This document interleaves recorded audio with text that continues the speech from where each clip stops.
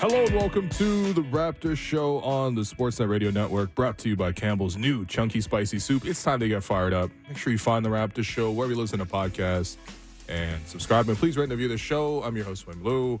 I am borrowing Blake Murphy's headphones for the day. So, Blake, I'm sorry if they're permanently outstretched forever after this. But how you doing, man? Thanks for lending me your headphones It is crazy. My headphones are doing the JaVale McGee 2-net dunk right now. That's what's going on here. Is they're just spread out wingspan. We're gonna see how much they survive this. I got bad head going on. I'm gonna throw a hat on next time camera's off me. Oh man, what's up, man? Great haircut, by the way. I know the headphones are covering up most of it. But. Thank you. Yeah, shouts to BJ at Hollow Ground. And yeah, I mean, again, this is why I wear wired headphones. I understand. It's probably why I should also wear contacts instead of glasses as well. Anyway, you look good, man. Don't worry about it. Thank you. I do I fear for my family though. I fear for my headphones. That's Yo, I want you to put these headphones on after the show. Yeah. After I've worn them for 2 hours, I want you to see the tensile strength. Okay. Speaking of getting absolutely dominated, like my headphones are right now, Raptors lost last night. Oh man. Okay. So yeah, 138 to 100 for the Pelicans. When the Raptors finally mercifully hit 100 points at the end of the game, my mind immediately went to, does that mean we get free pizza? Because we're back to those days. Like, we are firmly back to those days. Raptors, no chance, down 10-2 to start. Dakhil calls the first timeout, doesn't really do anything. They're down big the whole entire time. Brandon Ingram goes off. Pretty much every Pelican put in a highlight in that game. I couldn't believe they were throwing lobs to Cody Zeller. This is all expressed in the React pod. There's also I know he only shot 2 of 7, but it was that's Najee Marshall's full YouTube mix now. Is last night. Yeah. The handful of assists he got. I know he had a lot of turnovers too, but that's it. That's Najee Marshall's whole bag is that game. No, man. Jalen McDaniels is going to be on a lot of Najee Marshall YouTube mixes, man. You want to start with McDaniels? Where do you want to start with this? Because I already talked about this game. Where do you want to start with the game from last night? The positive, Gradey Dick, or the negative, Jalen McDaniels? I'm a little more leaning toward the negative. And look, Jalen McDaniels was not the only negative here. He didn't even come in basically until the game was. He shouldn't have come in at all. Yeah, but he played the whole fourth quarter, and it was the quickest I've ever seen someone rack up 4 turnovers and 3 fouls. The turnovers were completely avoidable, completely careless, and I feel like I've done an okay job expressing disappointment with Jalen McDaniels this year, having come into the season with not high expectations, but it didn't seem like that bad a deal when they signed it. He was solid in Charlotte. He was really good in a small sample for Philly down the stretch last year. He was Philly's one of their trade deadline acquisitions. This is a guy who other teams thought was good and wanted to trade pieces for. The deal seemed completely reasonable for a guy this young to just not only, I guess he's 26, so he's not even that young anymore, but the drop off this year has been pretty dramatic. And I know sometimes that's okay, well, a guy came into a situation where he was an odd fit. He didn't know his role. He couldn't find his footing or whatever. We're 50 games in now, and it's been a minute since he flashed some good stuff. It's been tough.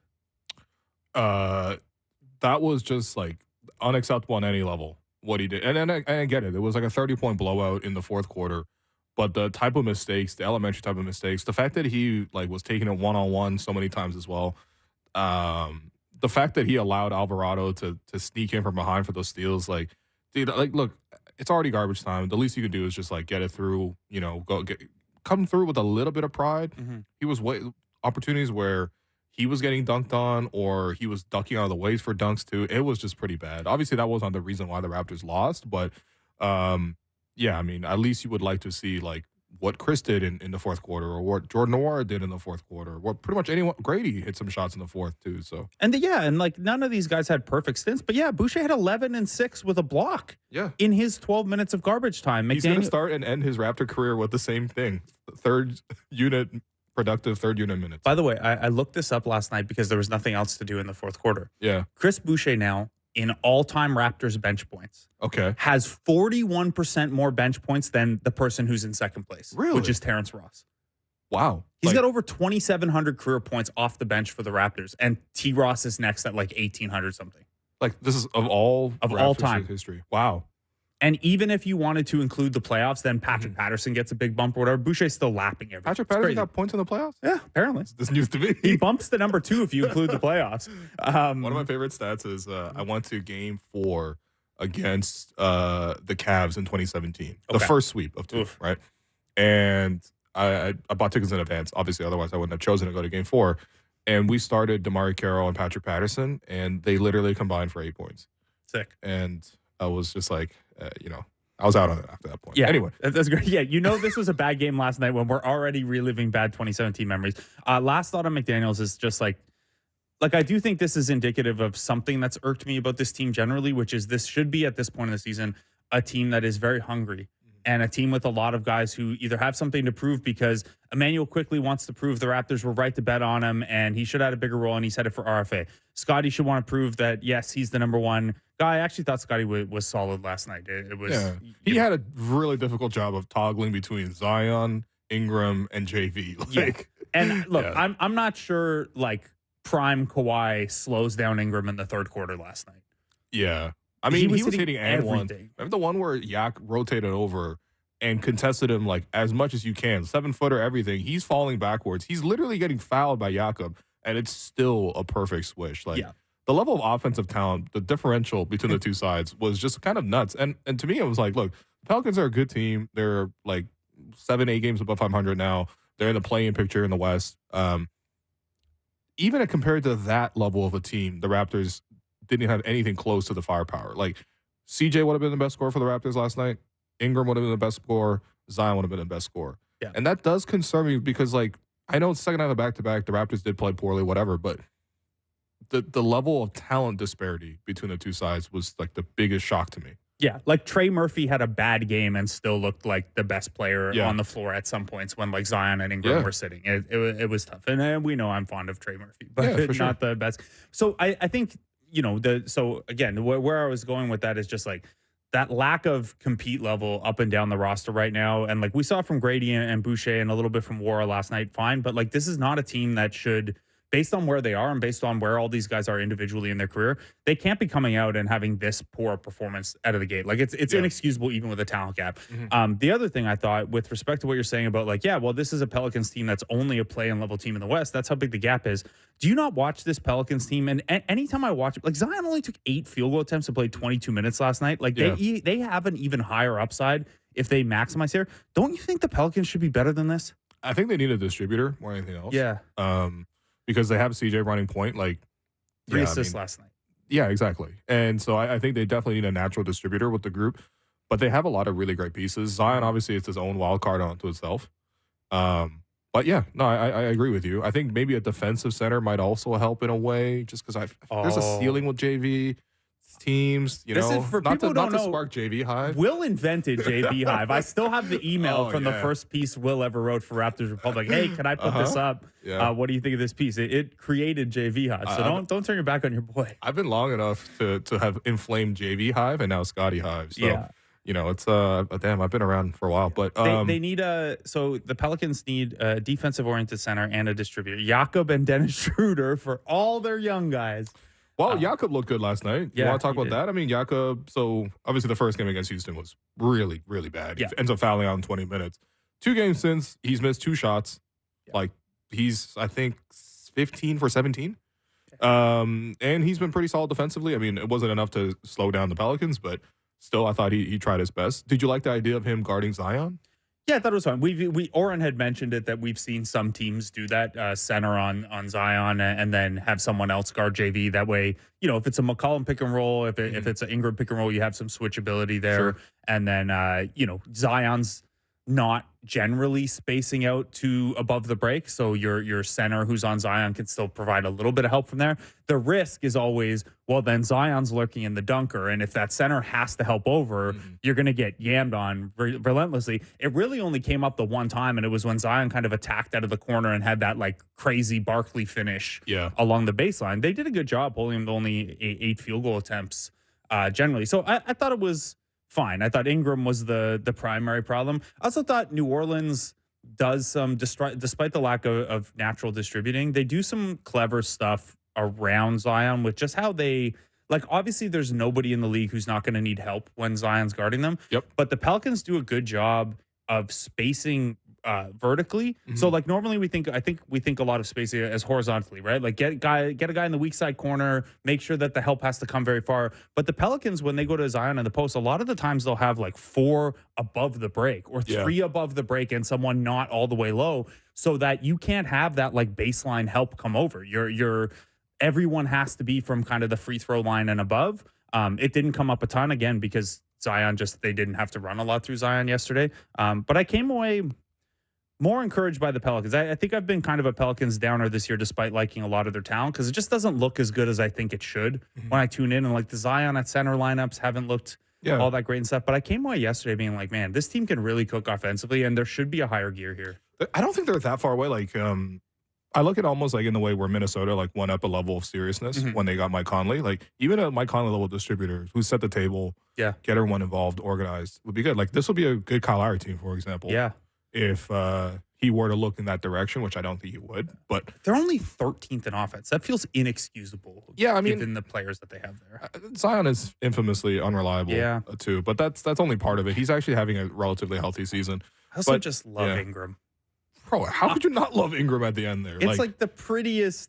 Like I understand that like we've done the thing over the years about mid-range shooting and stuff like that, but he's got like some of the prettiest moves to get into that mid-range package, and he's like very good at it. Like to the point where like you would never complain about the shot diet for Brandon Ingram, despite it being like an inefficient shot diet generally. Like he's so good at getting to his mid-range spots and getting those shots off. It's like it's like I know KD is the common comp for him. Like he's a poor man's KD. It also kind of reminds me of like playoff Kawhi and how Kawhi's been playing lately, where like even if it doesn't look like he's going to beat you to that spot and get the shot off, he can still get it off no matter what. There's just that quick up.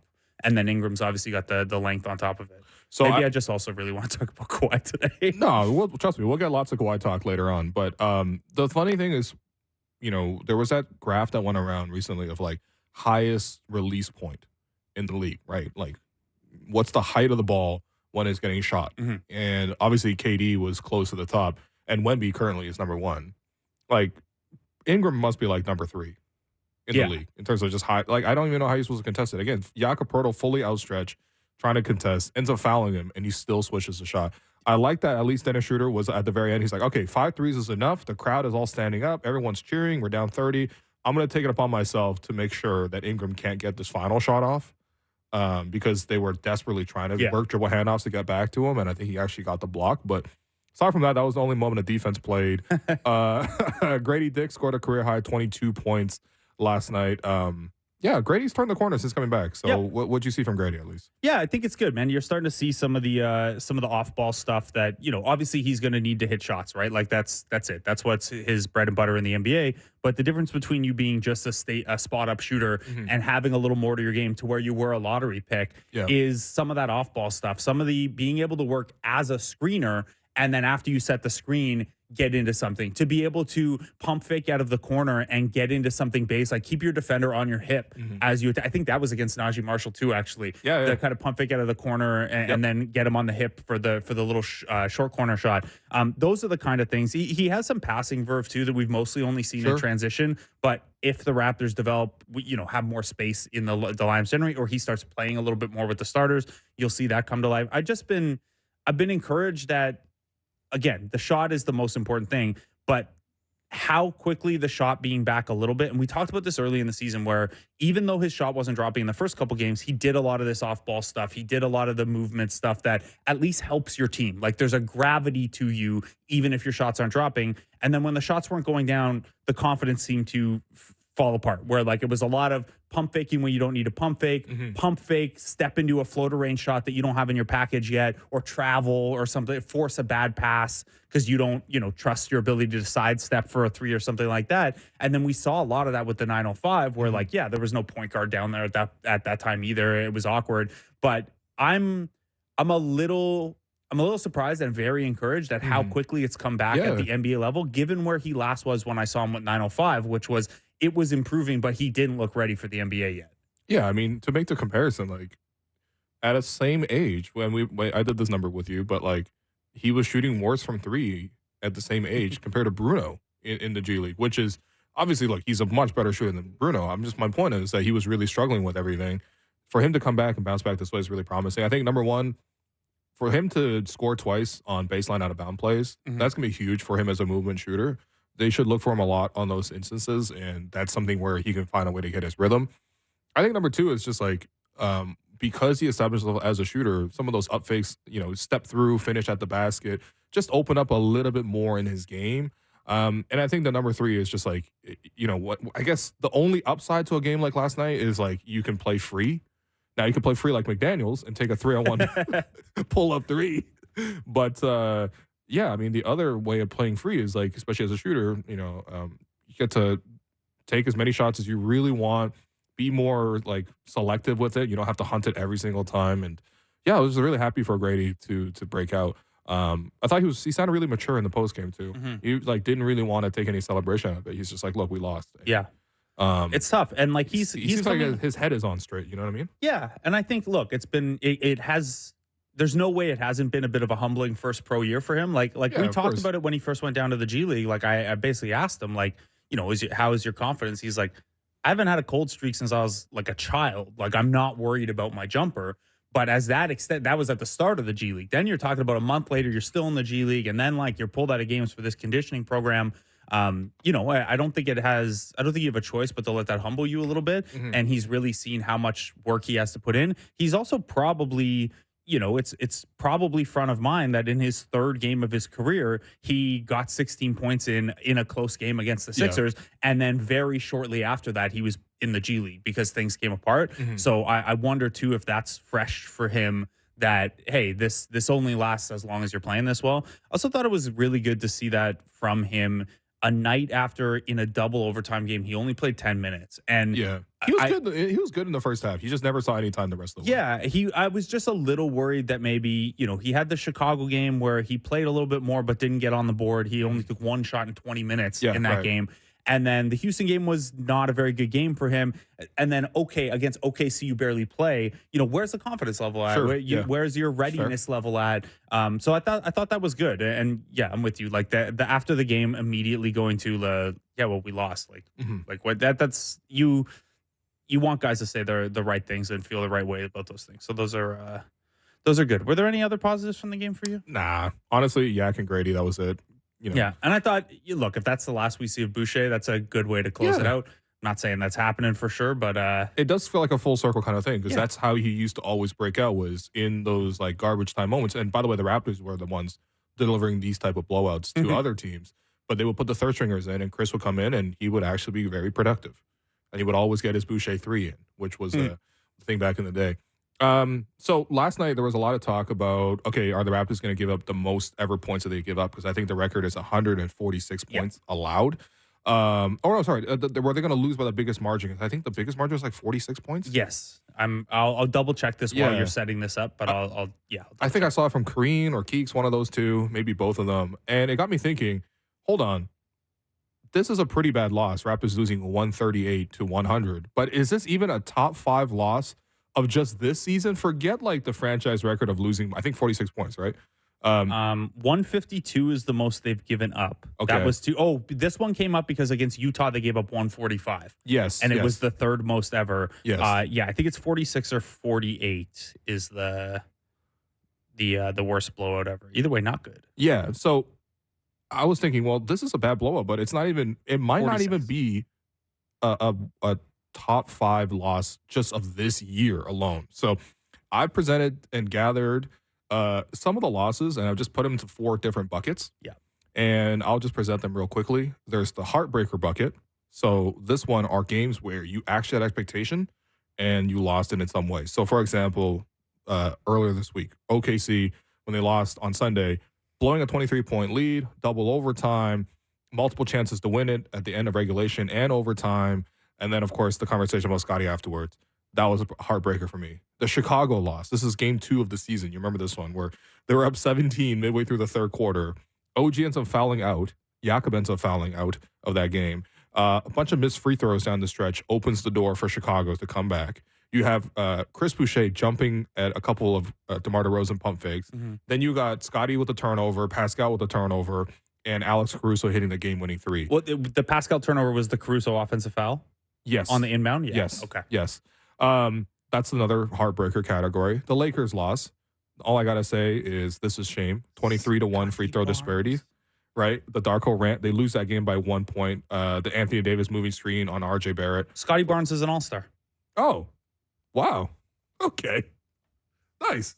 Congrats. Congrats to Scottie Barnes. Okay, we will pivot, I guess, in the second section. But congrats to Scottie. This is awesome. Yeah, NBA Communications just announcing right now that Toronto's Scottie Barnes and Atlanta's Trae Young have been named by Adam Silver as injury replacements on the Eastern Conference team for the All-Star game. They will replace Joel Embiid and Julius Randle. So we will actually have one All-Star at the game. Like the whole weekend. Barnes is All-Star. Yo, Dakhil was right. We'll see about Marquise Noel, who we still don't know. But yeah. Okay, well, congrats to Scottie. That's awesome. Anyway, that was a Lakers loss. The Utah loss was also pretty tough. They're up 17 with 5 left in the third quarter. Common theme. They lose the fourth quarter 41-21. Jordan Clarkson outscores everybody on the Raptors, basically. And talks his talk like all through the end of that game. Mm-hmm. And worst part, it was my birthday as well. That's a tough one. That's a tough one. The bright side this year, they won't have an embarrassing. They have had a lot of embarrassing losses on my birthday. They're not making it to early May this year, so we're clear. We're clear. For Blake.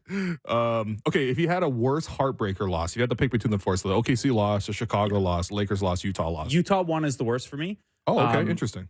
I think the Lakers one is eased by just like.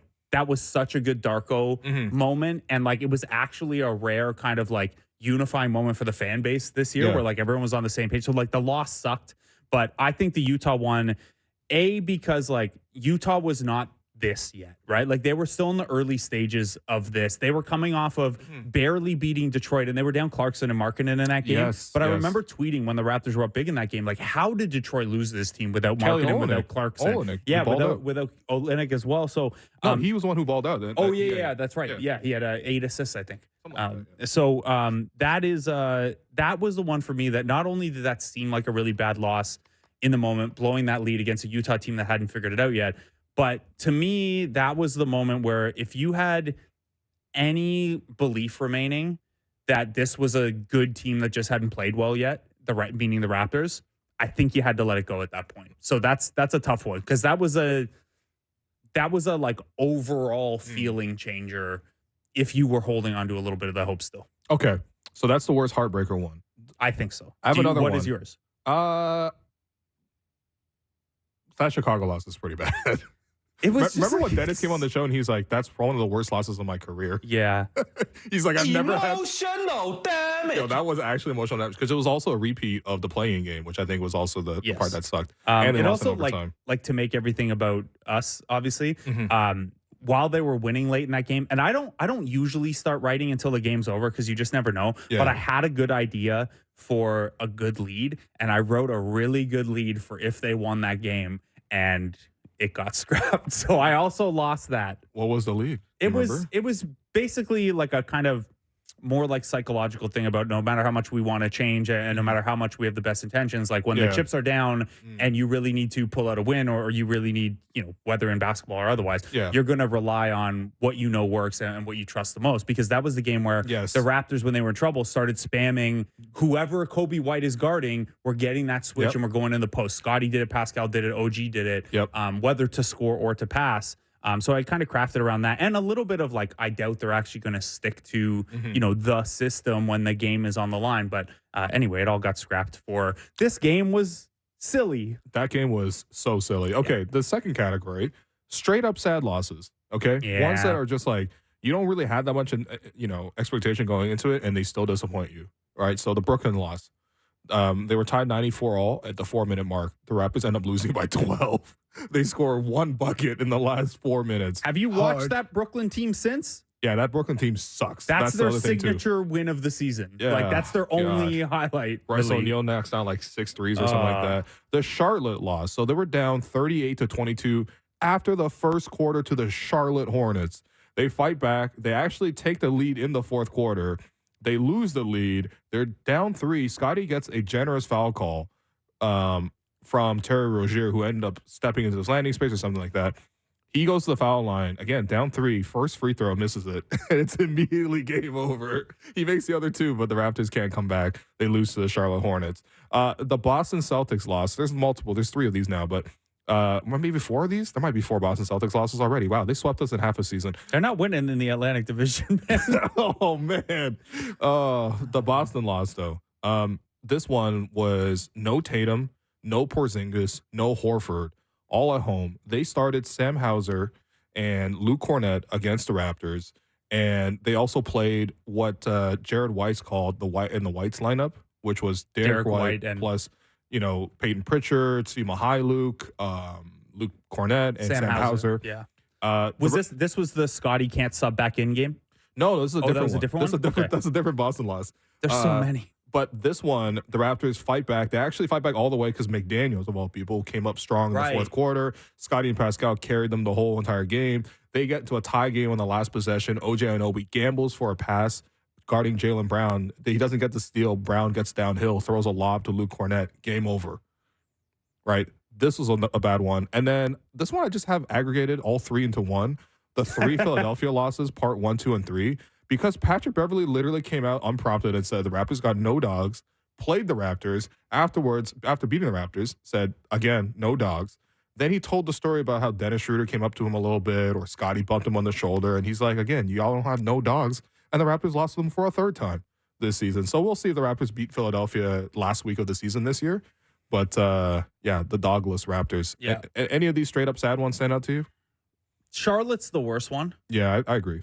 They're just so bad. You know how I feel about Terry Rozier. Yeah. Being on the wrong end of a Terry Rozier closeout, it's not good. Like, I guess in a season like this, like the Boston and Philly losses aren't great, and the no dogs thing sucks, but like they're not in the class of those teams. I'm not going to get too upset at those losses. But Charlotte punking you, like I picked the 2 games where Jordan Clarkson and Terry Rozier punked you. Like, I got you. Yeah, let me give you a little preview of what the other picks are going to be if there are any games where players shame. like that punked you. Yeah, this is shame segment. There was one. Didn't Grayson Allen do it to them too? Wasn't he talking his talk? Was he? Oh, we beat Phoenix the one time we played them. Yeah. Yeah. But Grayson Allen was doing a lot of. Grayson Allen was Luke Kennard. Oh my God. I'm mixing up my. That's a pretty good one. Yes. Yeah. Yes. Losing to the Grizzlies at home. That one's really good. That was pretty good. Is that in here anywhere? Is that actually okay. that one. You know what? That's a late addition. That was a good like one. the Memphis Hustle beat you, and Luke Kennard had a superstar game. Jaren Jackson Jr. had like 6 steals in the first quarter. mixing up Luke Kennard and Grayson Allen is so bad. You know what? Again, White in the Whites lineup. And then the third category is no-shows. So just real quickly, Utah, the second one where they lost on the road, last game of the road trip, gave up 145 points, lost 145 to 113, gave up 81 points in the second half. The Houston loss that just came this past weekend allowed 84 points in the paint to the Houston Rockets, lost 135 to 106 in the first meeting with Fred since the exit. The New York Knicks loss is the first meeting with OG since OG was traded. They lost 126 to 100. Were not competitive at all throughout the game. The worst part about this, Precious Achiuwa shoots 9 for 10 for an immense double-double against the Raptors. And has really launched, that game alone launched Precious Achiuwa's career with the Knicks because now he's actually pretty entrenched and getting pretty good performances for them. And then the final one, the Raptors lose to the Celtics 117 to 94, which doesn't even sound that bad, but the Raptors lost all 4 quarters, fully healthy, and still only scored 94 points. So, yeah. You got a favorite no-show? I think it's Utah again, man. There's something about the Utah Jazz when you see Simone Fontecchio. Yeah, I guess late road trip and stuff like that. I know. Whatever. All of these ones are just like, dude, there's the fact that there's so many of these. The Pelicans loss should very much be in this list. Yeah, and I just like, I get it. You're not a good team, and at some points when you're not a good team, you're going to have those games. Mm-hmm. But they've been too common for a team that, again, should be very hungry. Yeah, they should be very hungry. Well, last category is just called losing to Detroit. Honestly, that one somehow doesn't seem that bad. Oh, I lost my mind after seeing that one. No, it was. I think I just like Alex had been marking it on the calendar for us for weeks. Oh yeah. And then the trade happened. And then it's just like it was just a perfect storm. So obvious that it was going to happen. That game was just so sad to me, man. Pascal trying his very best and going off in the third quarter and it just Kevin Knox banking a whole bunch of jumpers. The Kevin Knox. the Pistons made every mistake possible down the stretch. Remember how many steals were in the last minute of the game, and they still lose that one. So yeah, they snapped the NBA record of 28 games straight of losing. Yeah, that's It's a lot of bad losses this year, man. I think the Utah collapse one is my worst loss of the year. Like Okay. the one that hurt, not hurt because like I'm not, I didn't think this team was going to win a championship, Yeah. but the one where it was like the most reality check Oh yeah, of the losses. yeah, for sure. Like losing to Boston and Philly a bunch of times was not news to me. Right. Maybe, I don't know. Do you feel differently? What's your what's your top 3 worst ones? I answered all these. I know that you listed them. That's your part of the activity, but I think losing to Detroit is still my worst one. I don't really care, Okay. man. Like, it doesn't, like, come on. historically, it's going to look real weird. That loss was so bad because the Pistons lost like 6 or 7 straight games after that win. So the Raptors were the only thing keeping them from like a 35, 36 game losing streak or something like that. Like, it would have been incredible. That was just embarrassing. Yeah. I mean, I think honestly, some of these reunion ones are pretty embarrassing to me. Like, you're seeing Fred again, and this is what you look like. Again, when you run into your ex, which actually happened to me over the weekend, by Really? the way. Yeah. When you run Damn. into your ex, you hope that like you're wearing a good outfit, like you're in a good space, whatever. Like you running to Houston looking like that is like you like were out in sweatpants getting milk from the corner Yeah. store, and they're like, "Oh, there she is." Yeah, you're and I look- fresh from a reaction pod yelling about Luke Kennard. Jacob Gilliard. That's why they're next. And she's like, "Oh, nothing's changed. Nothing's changed." The next one is also bad for the same reason. Yeah. It's like we're seeing OG again. We're trying to compete against them, and it's like not even close. And guess what? The two sides. Fred's here Friday. Pascal's here next Wednesday. Yeah. We also there's a bunch of Clippers losses in here too.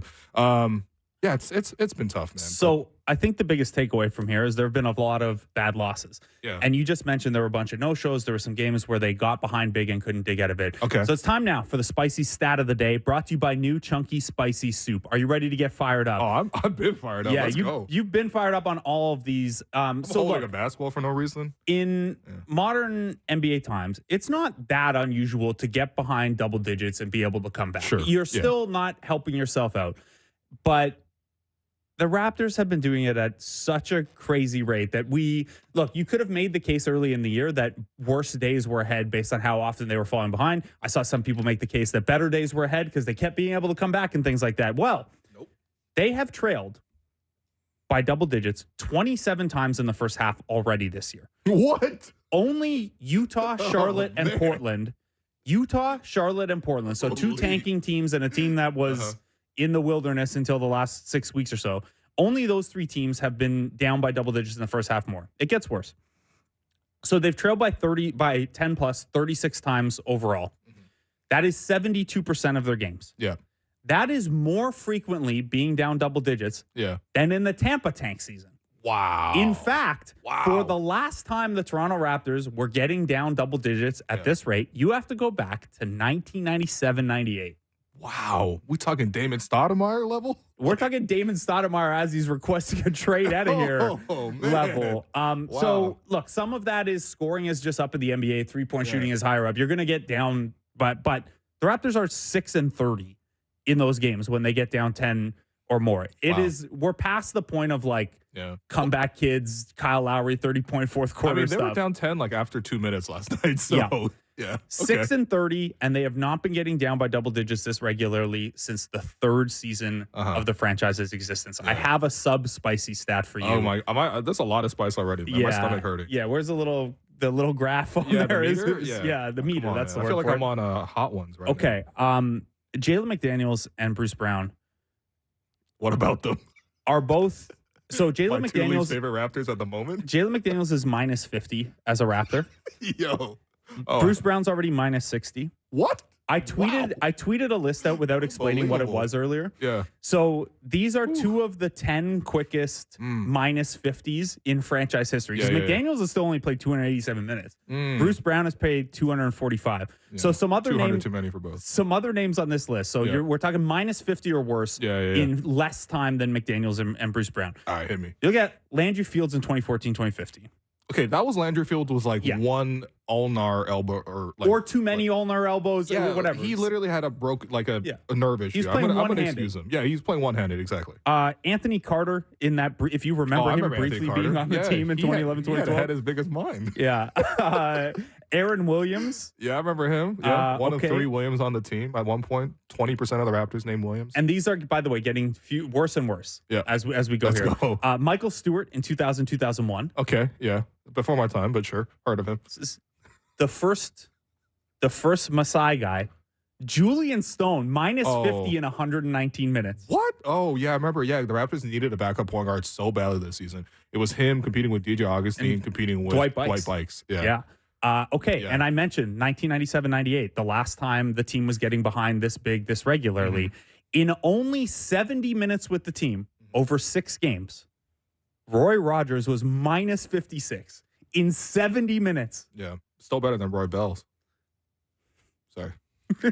I don't know. So stupid. Yeah, we're all right. That was your spicy stat of the day and your spicy shout out of the day. Brought to you by new Chunky Spicy Soup. Are you ready to get fired up? After that one, I'm ready to curl up in a ball with a bowl of soup. Is how I'm feeling after those ones. I'm ready to take a break. That's what we're doing. I'm your host, Will Lou. You've been listening to the Raptor Show on the Sportsnet Radio Network. Brought to you by Campbell's new Chunky Spicy Soup. When we come back, let's discuss Scottie Barnes making the All-Star team.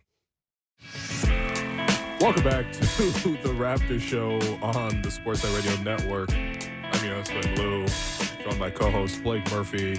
Shouts to producer Derek Brandeo for playing Drake today of all days and playing Started From the Bottom. No idea what you're talking about. No idea why that's appropriate or inappropriate today whatsoever. It's just a classic song, man. That means nothing else. Speaking of Started From the Bottom, Scottie Barnes, I guess he kind of didn't really start from the bottom. He's the number 4 pick and one Rookie of the Year. Yeah, you're right. Okay, that doesn't really fit in this transition. But yeah, as we said before the break, Scottie Barnes named an All-Star reserve by Adam Silver alongside of Trae Young. Your initial thoughts on this? Yeah, it's cool. I mean, we both had him on our hypothetical ballots. Neither of us have a vote. And for those who don't remember, the starters are determined by 50% fan vote, 25% media, 25% players. Neither of those groups, fans, media, or players, had Scottie in as a starter. Not a surprise there. The coaches vote from there. We know historically the coaches really value winning record as kind of a tiebreaker.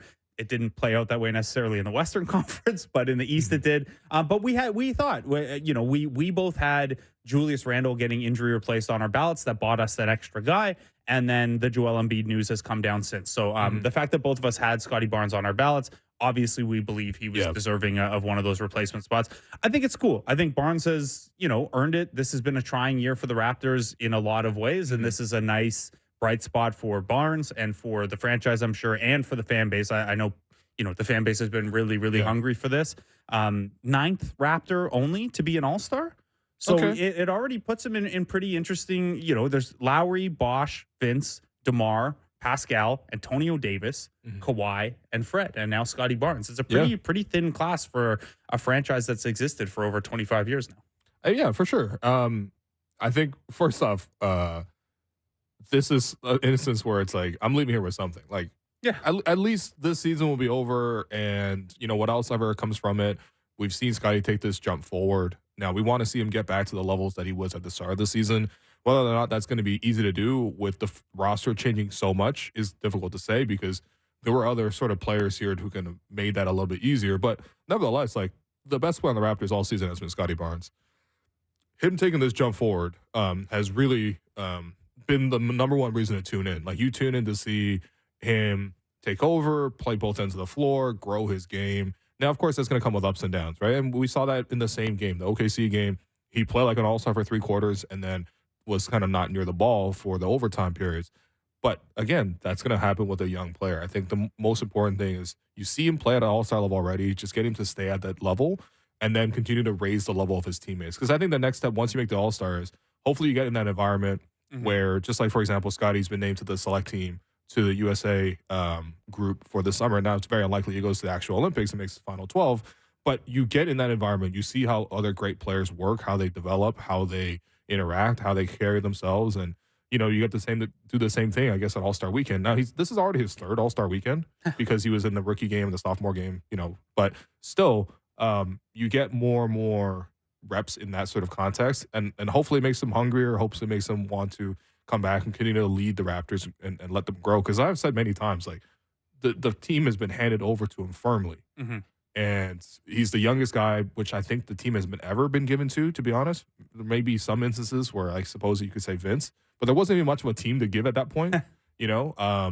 And so there is expectation because this is the market that's gotten really used to winning as well. So however he finds that next step to translate the production into winning is going to help. That's not all on him. He's going to need his teammates to help. He's going to need the front office to bring more people in. He's going to need the coach to, you know, even put the ball in his hands more deliberately at certain moments. But overall, he's played at an all-star level all season. That's why you and I both had him on our all-star reserves. And, yeah, salute to Adam Silver, man. Come on the Raptors show. And he's also put the Raptors into the all-star show. So yeah, good for you, Adam. He enjoyed Thank all you. the banter is why Scottie Barnes is there. I also think, look, these things are – we make a huge deal of them, and they're important. Like, at the end of guys' career, how many times they made the All-Star, how many times they made All-NBA. Yeah, sure. It affects your earning potential, you know, with the All-NBA stuff, whether you like it or not.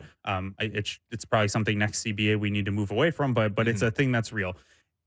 This is also, like, we talk about Scottie and his role in his development day to day. This is a nice opportunity to take a snapshot, take a breath. Yeah. Be like, hey, his scoring's up 5 points a game. He's up a rebound and a half. He's up an assist a game. His usage is up 5 percentage points, but so is his true shooting. His true shooting percentage has taken a big jump. His assist rate is up with barely a noticeable uptick in his turnover rate. Like, everything is moving in the right direction except the team's record, which isn't a one-person thing. So I think it's also just, you know, the arguments of who should make it, who shouldn't. This definitely helps those, by the way. Sometimes the tone on, you know, Raptors fan base discussions around Scottie or other pieces or whatever. Yeah. It's a good moment for everyone to just, like, take a breath, appreciate how far Scottie's come here in year 3 relative to year 2. And it's extra reason to tune in on All-Star Weekend. Now, do you think we could get him in the dunk contest? Think we could elbow him a little bit and be like, hey, if Jalen's going to do it. Honestly, anything to get NBA players into the dunk contest, I'm down. I mean, what do you think Scottie's best dunk would be? NBA players in? No, I mean, listen, I respect Mac, but come on, man. Yeah. Yeah. What do you think Scottie's best dunk has been? Like, just. I mean, he's a power dunker, right? Like, to me, it's not the finesse stuff. It's you're dunking, you're putting, like, it's definitely one of those ones where he's, like, grabbed an offensive rebound and, like, drop stepped on top of someone. So those are my favorite Scottie. There was the one last year where he dunked all over either Vucevic or I think it was Vucevic. He, like, had him in the post and then, like, took one hard dribble, turned around and just, like, banged on him with one hand. Yeah. He's had some pretty good, like, two-handed dunks as well. The thing with him is when there's a fast break, which is usually an opportunity for, like, Terrence Ross to bust out a windmill, or Paul George used to always do the 360, something like that. Scottie Barnes' signature dunk is, let's actually look back at them, wait for them to catch up, and then do a quick dunk on them. But yeah, I would not be opposed. It'd be fun to see him do some of the activities. Yeah. By the way, Samson Folk pointing out that this is also the youngest a Raptor has ever been named to the All-Star team. So is that true? Scottie, dude, according to Samson. We got a note from producer Almond Mon in the chat that says Chris Bosh is the youngest Raptor All-Star. He was at 21. Yeah. Well, Chris Bosh and I was going to say Chris Bosh and Samson can fight it out. Samson and Ahmet can fight it out for that one. Bosh was in his age 21 season, so it's possible. Anyway, we'll double check that at the break. Cool. Conflicting notes. Sorry, everyone. So before we go, though, and take another break, a bunch of trade deadline news topics around the Raptors. So first one, Dave McMenamin, friend of the program, come on the show. I think our producers already reached out, so that's not a reveal. But anyway, Dave McMenamin of ESPN wrote that D'Angelo Russell has been mentioned in trade talks with Toronto, Brooklyn, and Atlanta. Obviously, the Lakers have been connected to DeJounte Murray, but then again, you saw literal Hawks fans chanting, we don't want you at D'Angelo Russell when he was at the foul line.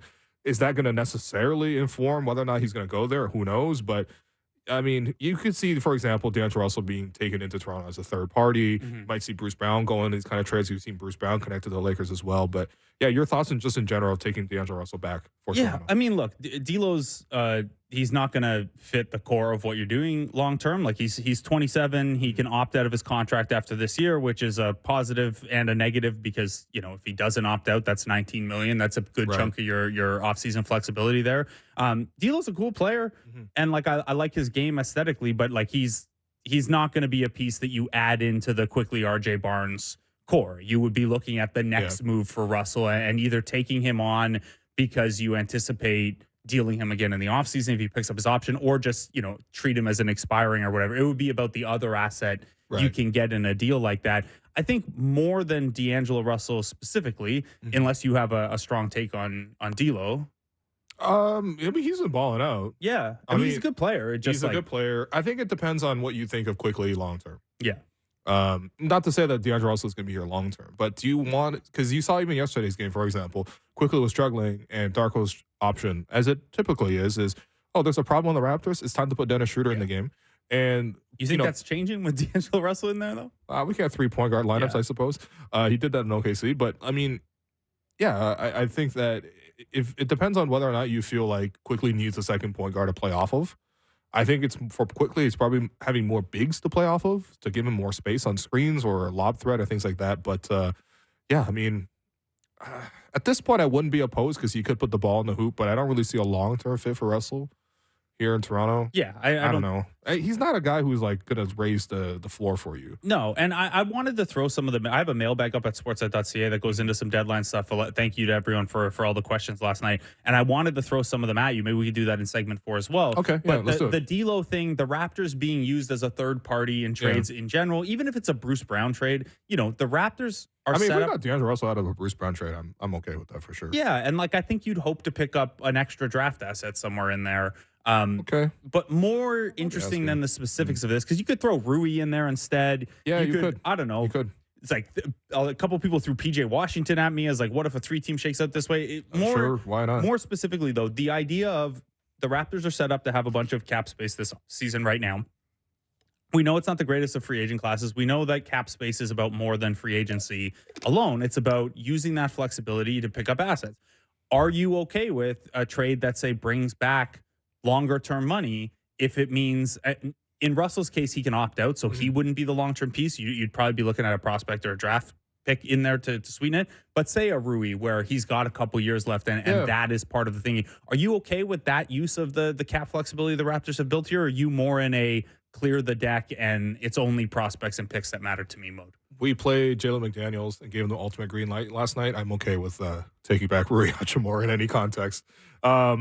But yeah, in general, yes, I'm okay with that. The cap flexibility thing, I mean, right now the Raptors have a good use of it, and they take in some extra picks, like kind of like OKC style. I don't mind, but at the same time, I also want to see players, because again, like Scottie just got named an All-Star, right?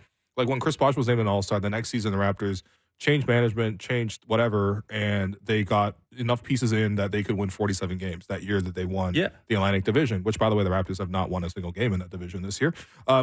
Like, if you don't bring in immediate pieces, or not even immediate pieces, but like players who can play rather than picks, all of a sudden you're just wasting another All-Star campaign, for example, right? At least when Chris made his first All-Star the next year, he was like definitively an All-Star, and the Raptors were definitively a playoff team. So I ideally like to see players over picks. Real quick, Fred Katz also said that the Knicks are offering Evan Fournier and draft compensation, but not Quentin Grimes in a Bruce Brown deal. I mean, it would depend on what the draft compensation is specifically. The Knicks have a bunch of picks. Yeah, they have a lot of picks that they can use. Now, they have their own first this year. They have firsts from Dallas, Detroit, and Washington that are all protected, but like roll over to the next year. They don't turn into seconds until 2027. 2025 in Dallas's case, 2027 in the other case. So they are real firsts. And then they've also got an additional Milwaukee first at some point, all their own firsts. So there's some real draft equity there, in addition to having a handful of extra seconds. Okay. And then last one from John Krasinski of The Athletic. Timberwolves are monitoring Kyle Lowry and Dennis Schroeder. Yeah. Hard to figure this. I have a Dennis Schroeder to Minnesota trade for you for later, but it's not the sexiest. Okay. What a tease. You're not getting Naz Reid. It's not the sexiest. Yeah, you're definitely not getting Naz Reid, but who knows? Maybe you get Leonard Miller. But anyway, we'll take another break. Been your host, Willow. You've been listening to The Raptor Show on the Sportsnet Radio Network, brought to you by Campbell's new Chunky Spicy Soup. Welcome back to The Raptor Show on the Sportsnet Radio Network. I'm your host, Ben Lou, joined by co-host Blake Murphy, and we are joined on the line by friend of the program, Mo Dakhil of The Athletic, of Bleacher Report, of The Jump Ball. What's going on, man? What's going on, Mo? Good to see you again. It's good to see you. I mean, not a lot. We got a busy week ahead of us. We do have a busy week ahead of us. Actually, I wanted your reaction to this because this news broke while we were on air in the last hour. But Scottie Barnes named on All-Star reserve by Adam Silver alongside of Trae Young. Obviously, Julius Randle and Joel Embiid are injured, cannot play in the game in the Eastern Conference. Your thoughts on Scottie Barnes making his first All-Star appearance? I think it's well deserved. I think it's some people might consider it not the same because it was a situation where he was added as a reserve, but that just shows how deep the league is in terms of how much talent we have. But he's earned it. He's been really solid, and after what people deemed a step back year last year, he's really stepped up to the plate. And this year with the Raptors, kind of just handing the team to him, I think this is a big step going forward. I know you caught a little bit of you caught most of Raptors Thunder the other night. I don't know how many of these post-trade Raptors games you've gotten to take in full, but what have you seen from Scottie since the kind of, in the post-Pascal era, acknowledging that a lot of that was without Pirtle, a lot of that was without a couple of their guards out injured, but what you've seen from him kind of with the reins in his hands a little bit more here? I mean, to be clear and honest, I only caught like the last couple minutes of the fourth quarter and the two overtimes. So I didn't really get and to be honest, those weren't great Scottie moments. No, so I don't know if we can really go into it. But I think going forward though, for the organization, I think it's putting him in positions to be the man and be that guy. I don't know if he could be that personally. I think he's probably more of a number two, kind of more like a Scottie Pippen in that sense. But I think, I think they're trying to put him in those situations and find out. Yeah. Well, that's the whole thing, right? We got to find out because if he ain't number one on the Raptors, nobody else really has that ability to be number one, right? So you got to give him that chance. He's young. And this is a nice reward for all the effort and the work that's it's taken to get to this level. Things like his 3-point shooting, for example, taking that jump, from just below average to close to average, above average for a lot of the season. And it's a nice reward. We want to talk about the other teams around the NBA because, let's be honest, the Raptors no longer relevant after a 138-100 drubbing by the Pelicans. Okay, so I want to start with OKC because the Raptors have just seen OKC. And I'm thinking about OKC now as, obviously, they're going to make the playoffs, right? This is the first time they're going to be, with this core, with this group, back into the playoffs. And I just want to know what you think of them as like a playoff team. Because clearly in the regular season setting right now, they're winning. They're beating all the teams. They've got tons of impressive wins. They've even beaten lots of teams like Philly, Denver, et cetera, whoever you want. But how do you see this young OKC team faring in the playoffs? Like, what are going to be some of the strengths and weaknesses that are about to be revealed when a team goes to the playoffs for the first time? I mean, it'll be fascinating in this sense when they get to the playoffs, trying to figure out, how are they going to handle Josh Giddey not really being a shooter and nobody guarding him. And to Giddey's credit, he has shot the ball extremely well lately. He does, he has games where he'll hit 3 or 4 threes. But I really think teams are just going to be like, cool, man, if Giddey knocks us out of the playoffs, we'll live with that. They're going to pack the paint and really try to crowd Shea, who is one of their strengths. But it becomes a different scenario in the playoffs. As you guys know, when teams get to kind of lock down on you, sit there, scout you, and look for every weakness and how they can kind of exploit it, it gets challenging. And I think one other issue for the Thunder that's really massive right now, and maybe they address it at the trade deadline, they're one of the worst rebounding teams of all the good teams out there. And I think that's a massive concern for them. They're pretty small in terms of just size. After Chet, it gets really, really tiny pretty quick. And I think that's a very concerning situation for them in the playoffs because that's going to matter. That's a huge part of it in the playoffs is rebounding. And I think they need to make sure they figure out how to shore that up and all that. I think they're good. I don't know if they're ready to be conference championship or conference finalists yet, but I think, trending in the right direction. In terms of addressing that need, I think most people would agree with you that, they got to get another rebounder. I like Jalen Williams number 2, but if he has to be your backup center in every matchup, you're maybe in a bit of trouble there. Where do you land in terms of this kind of philosophical, and I think we have an idea of where Sam Presti lands on it, but for our purposes, this philosophical of, well, they've gotten a play-in experience, but they haven't been to the playoffs yet. And maybe there's some value in letting this group as it is get to the playoffs, see where the weaknesses emerge, see what other teams try to probe, and then addressing it in the offseason once they've had a run through it together versus, hey, you have a pretty good idea. This is a thing now. You have more assets than you could possibly ever use. get something done here, because you really do have a window here, and who knows how many years that window is going to be. Where do you land on that kind of patience versus acting now as the Thunder come out of this next stage of the build? I think I'm a little bit more in the act now, but not in the way I think other people are. People want to have them make a massive move. I'm like, yo, like this is just a small move.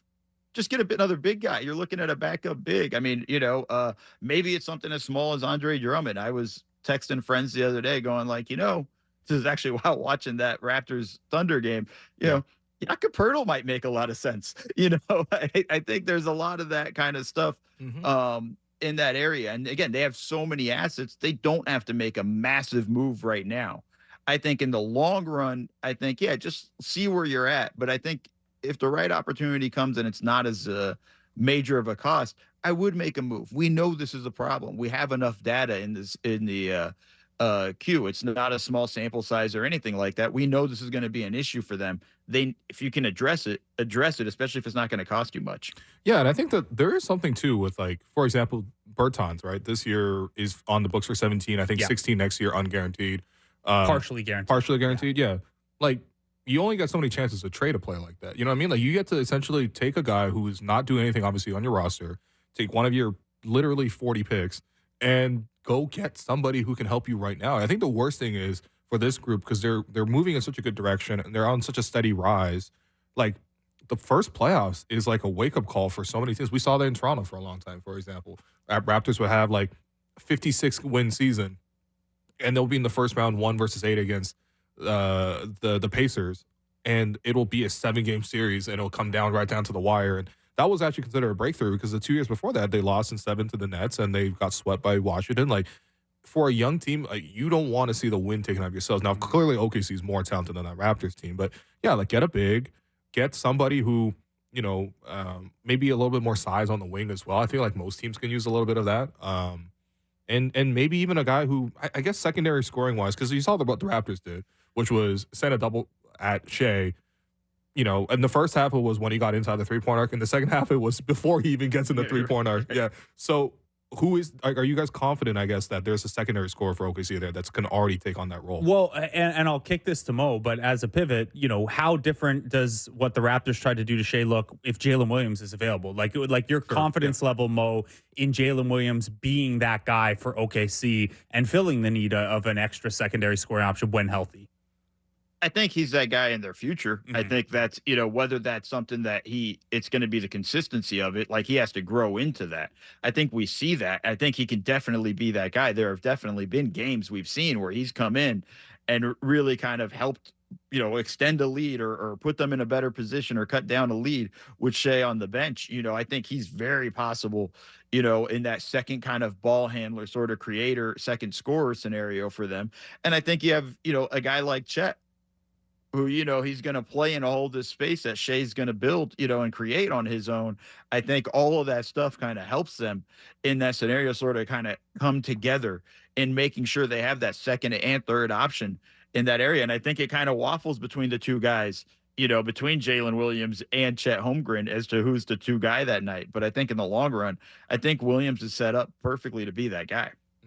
Okay. So OKC, is there so they're obviously going to finish top half of the conference, maybe even finish number 1. They're tied, I think, number 1 right now with Minnesota. Last time I looked at it.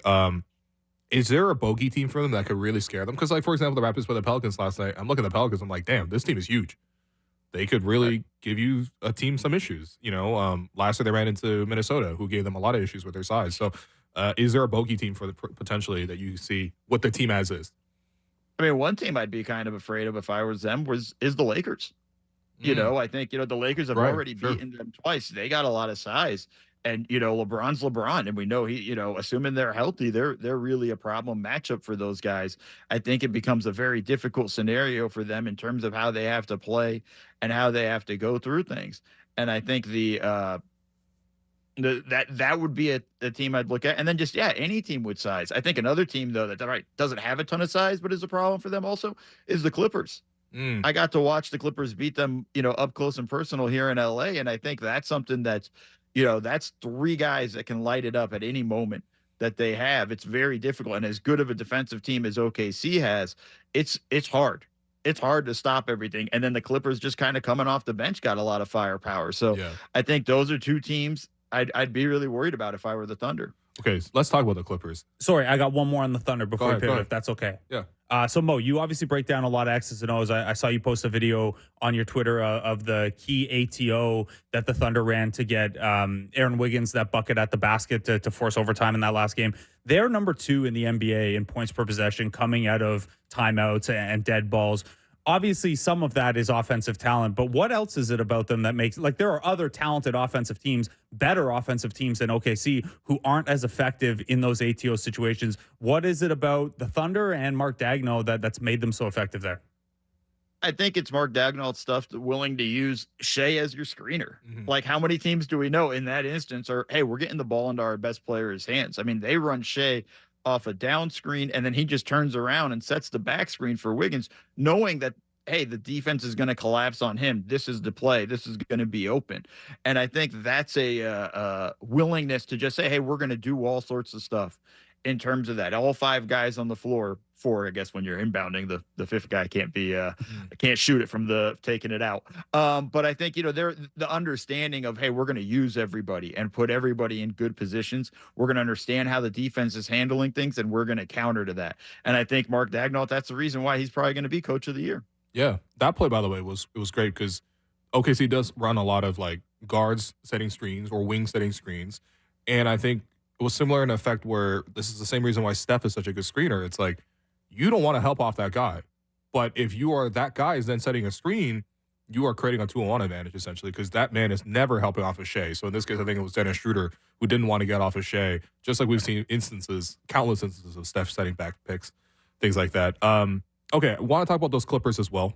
Clippers in the last 30 games, 25-5 in their last 30. Kawhi in that stretch averaging 57% shooting from the field, 51 from 3, 92% from the foul line. You don't have to tell anyone in Toronto that Kawhi is good. There's literally a Kawhi Leonard jersey hanging behind Blake's head there. But first off, is this A, the best Clippers team we have ever seen, and B, are the Clippers the best team, at least on paper, that you see in the entire Western Conference?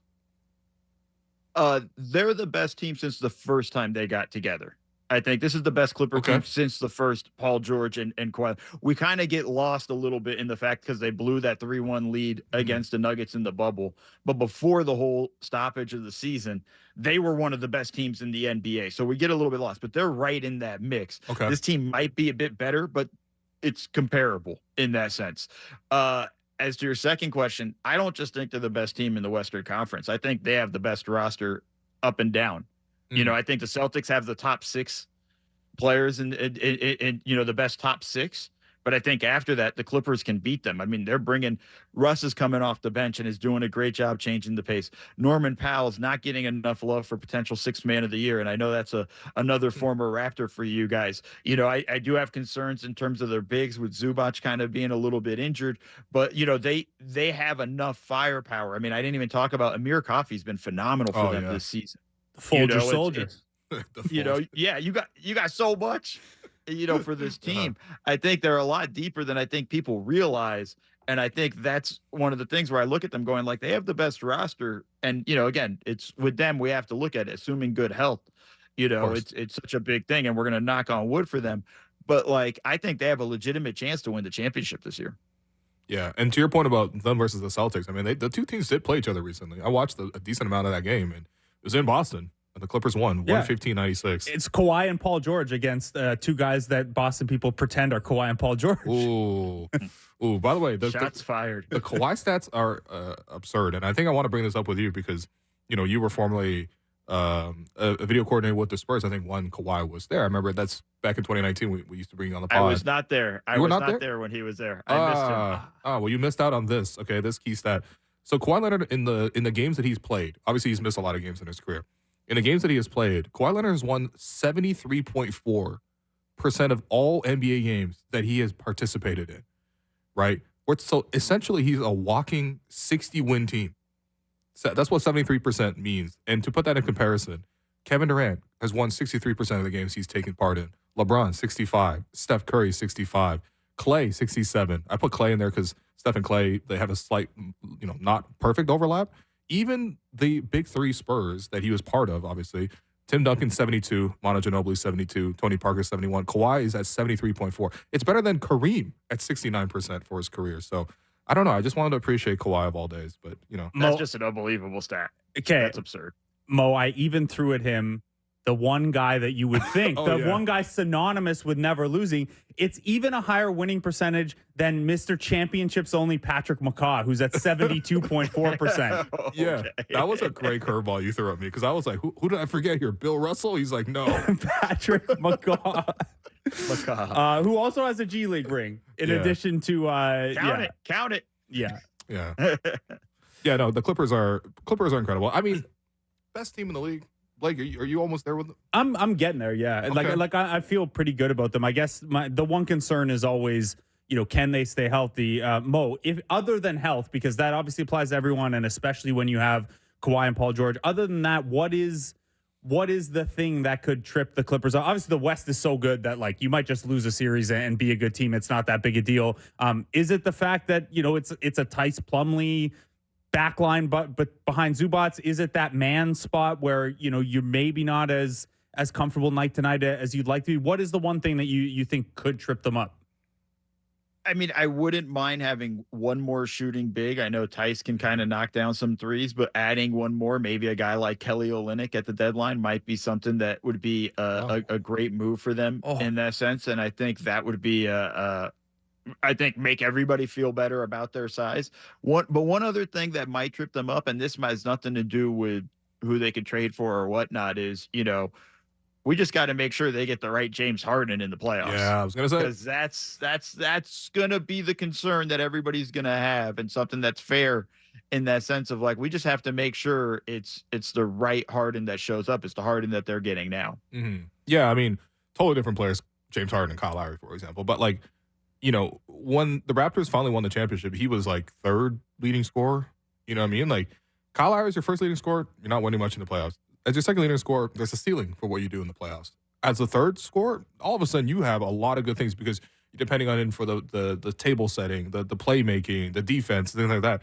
Same thing for James right now. I mean, James is obviously way better of a player than Kyle, but like, yeah, you got Kawhi and PG now. And now it's like in a totally different context as compared to what he was in Houston or Brooklyn or even in Philadelphia as well. And you'd hope that the whole season is enough time for him to see the vision and buy in, right? Of like, I mean, hey, he looks bought in, man. Yeah, and like, hey, you're shooting a career high 3 percentage because like when you're a distributor and then you relocate off the ball, you're getting wide open looks at you. Before you would have had to take like a 7 dribble step back to get that shot off, and now everyone's worried about all the 40% 3-point shooters you're surrounded with. Yeah. Man, it's tough to imagine a team defending against that Clippers team if they're in good shape. I guess the Celtics would be maybe the team defensively. And Mo, I pivot to them because you wrote a terrific piece at The Athletic about their defensive innovations just a couple weeks back. This doesn't have to be Clippers specific, but when you look at the playoff landscape, you mentioned the Celtics maybe have the best top 6, but with what they can do defensively, with everything they've experimented with defensively, is that the team you're most confident in their kind of malleability and versatility on the defensive end? Yeah, I think a lot of times we talk about offensive versatility, but we don't really focus on defensive versatility. And I feel like that Celtics team is leaning hard into their defensive versatility, playing zone, having Drew Holiday guard centers, and allow Porzingis and Horford to roam. I think there's a lot of different sort of things that they're doing and playing with. And obviously, man to man, they have solid defenders, across the board. I think they're the one team in the East. Like, I'm very confident, again, healthy with their top 6. Like, that's a team that's just going to be a tough force to reckon with come playoff time. Like, they're so strong in that sense. And just seeing the stuff with the Embiid injury, the Bucks haven't really figured it out. I'm not 100% in on the Cavs. The Knicks, who I'm really enjoying, I still feel like are a scorer away. I think, it's looking at just kind of their main competition. I kind of think it's lining up nicely for the Celtics. Yeah. Another team it may be lining up nicely for are the Knicks, who finally caught a loss over the weekend. They had been just mowing down every single team, no matter who they had in the lineup. Yeah, I mean, assuming Brunson, or assuming like obviously Brunson stays at this rate, which I think he will, and then that Randall returns, And Randall, by the way, is a big X factor for the playoffs because we've seen him have wild ups and downs in the playoffs.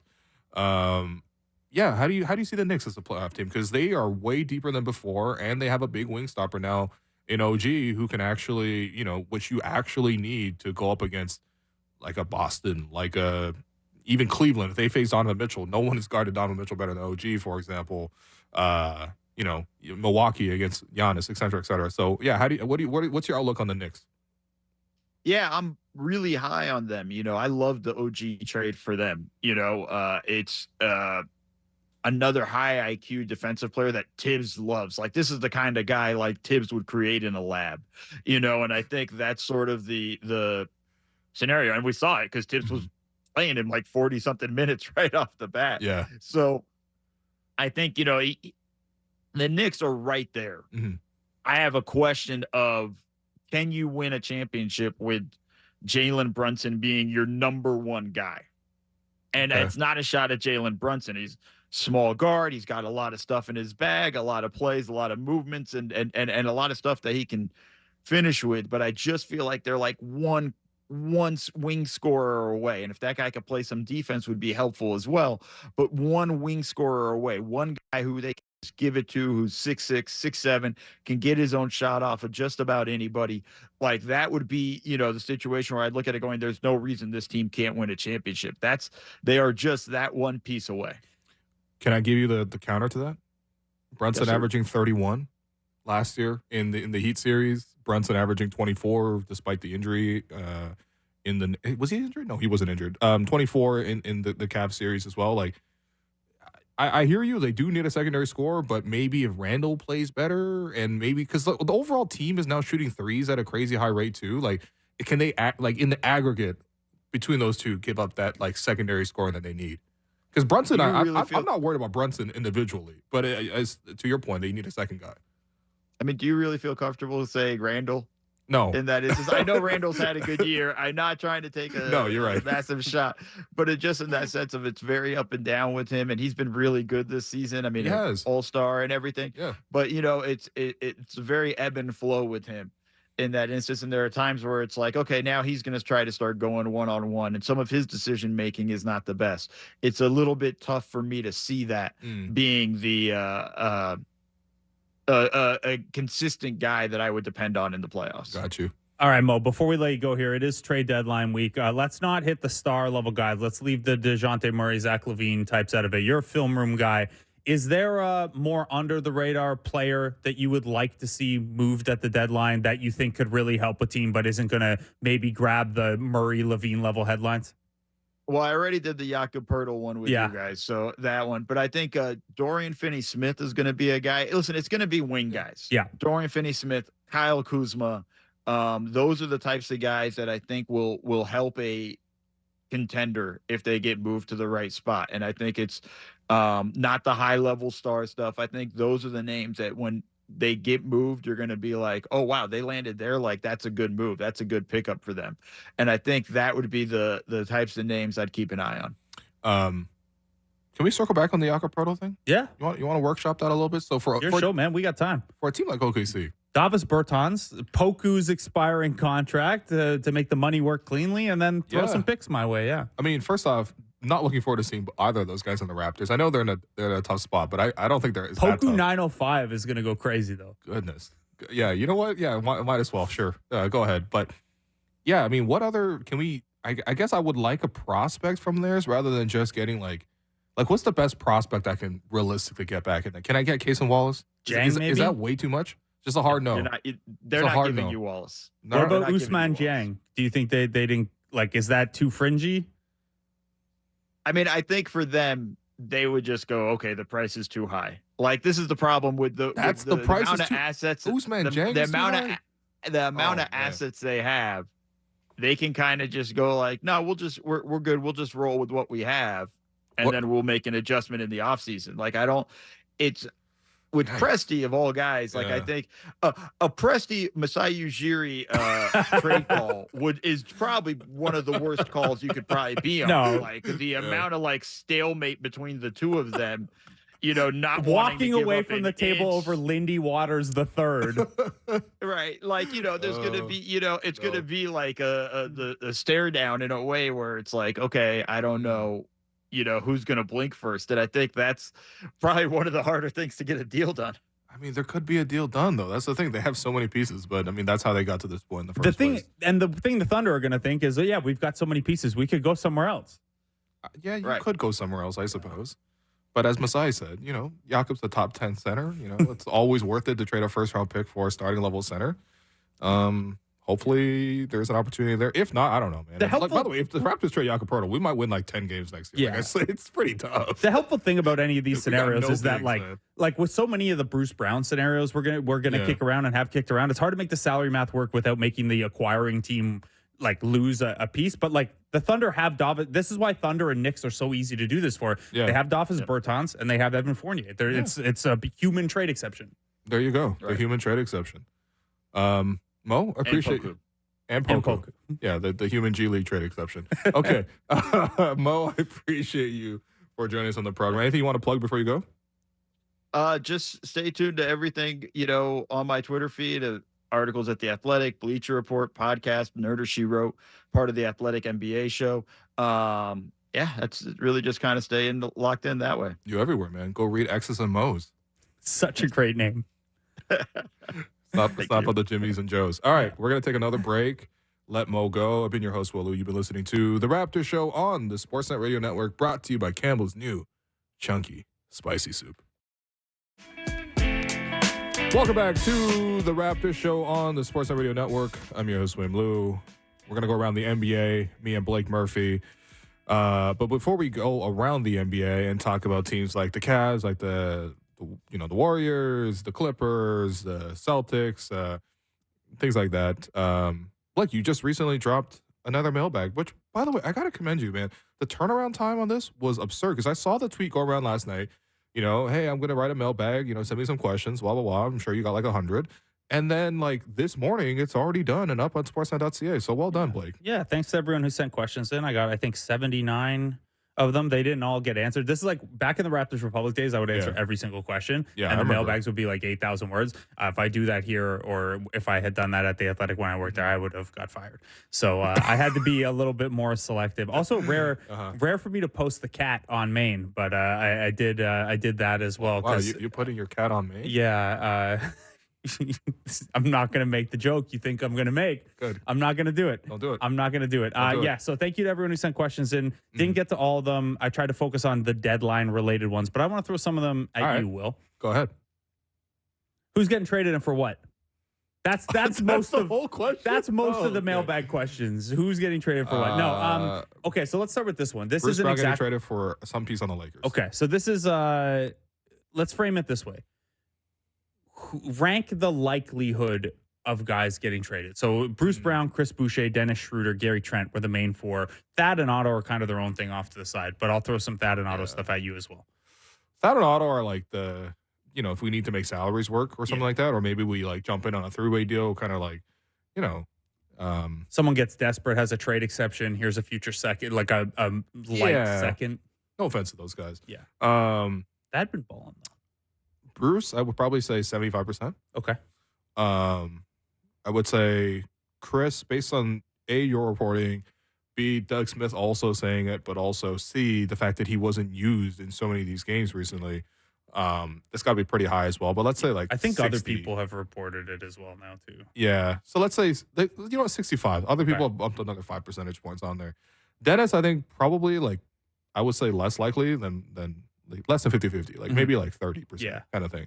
If a great deal comes, what does Minnesota have to put on the table for you to be let me get rid of Dennis Schroeder? Okay, so we'll do that in a second. Finish your thought on the rankings here, but I do have a Minnesota. And then Gary, I don't know. I mean, what are you gonna if you're not getting a first round pick for Gary? I'd rather hold on to him, keep his bird rights. So let's say 25. Yeah, Gary is still the hardest for me to read. Yeah. It was hard to read. Last year at the deadline, I thought he was the likeliest to go, and then they decided to buy instead. Right. And then everyone thought he was opting out, and he picked up his option instead to try to kind of bet on himself. And then there were reports that he was signing an extension, and I was hearing the exact opposite. So I still can't get a read on how much this team actually likes Gary long term, but I'm with you. I think he's young enough and the bird rights are valuable enough that if you don't get the offer you're looking for, you just take it out. But okay, so let's focus on Bruce Brown, Chris Boucher, and Dennis Schroeder then.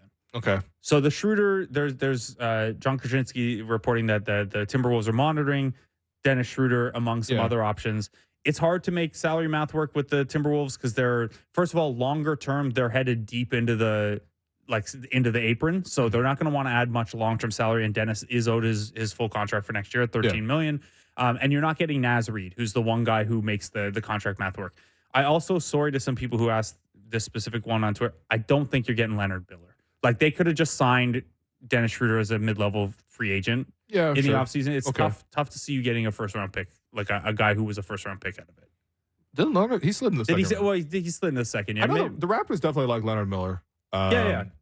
You know, but unfortunately there were injury concerns with Leonard around the time of the draft. And so he went 33rd. Yeah, that's why he slid. But I think there's clearly a talent there.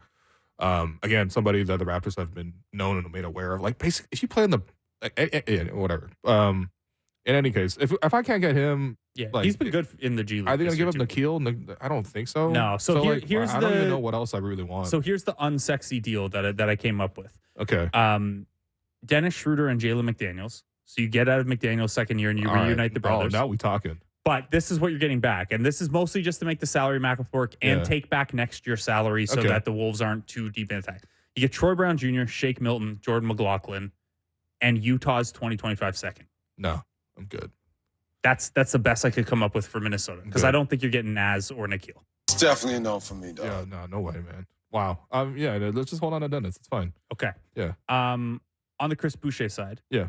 Let me throw this one at you. So we have I don't think anyone has said specifically Dallas is interested in Chris Boucher, but Dallas is interested in guys who sound like Chris Boucher description-wise. Long, tall fours. Would you flip him for Rashawn Holmes? Rashawn Holmes makes a little bit more than Boucher and has a player option for next year, but you get your own 2025 second-round pick back. Like Dallas owns Toronto's 2025 second. So you figure you're probably going to be not great next year. Yeah. You get your own second back. How do they even have our second? I don't even understand. I think the Spurs traded it to them. Okay. In something else. Sure. I gotta take on Rashawn Holmes, who can't get minutes for the Mavericks. I mean, if basically you're saying I'm dead set on get rid of Chris. Basically, you get your own second back, which is going to be in the 30s next year probably, to turn Boucher into Holmes. Holmes makes a little bit more, but the contract runs the same length. Value-wise, I can see an understanding, but I'm going to... Too close to Chris. No, yeah, man. Boy William. Yeah, that's my boy, man. That's my boy, Chris. You want me to trade him for Rashawn Holmes? No. You know what? No, actually, no. On principle alone. Because, again, you still have him for another year. I mean, I suppose you can move him as an expiring salary. I mean, the second-round pick, it doesn't appeal to me as much because, again, the Raptors have so many picks right now that, like, it's not realistic that all of them are going to come in. Of course, that is definitely a value added if you're going to have your own pick that's going to be, like, maybe 35, 36 or something in that range. But, yeah, I don't know, man. Damn, we really developed Chris, and then now we're just moving him for bad money and our own pick to come back in the second round. Yeah, it's a tough one. But like I guess we're not even using him. Like realistically, that is the value based on the way you use them this year. Yeah, sure. Like he got 2 DMP CDs in a row, and you pick up a pick of like the other year. But that's Rashawn Holmes' go-to play. The other year they traded Matt Thomas and Terrence Davis for like mid second rounders, right? Like right. Okay, so Otto or Thad for literally any second.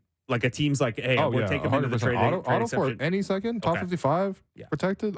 Let's go. Otto's bio candidate if he doesn't get traded, right? Like they're sending him to a contender via buyout. They should. Okay. Bye, Felicia.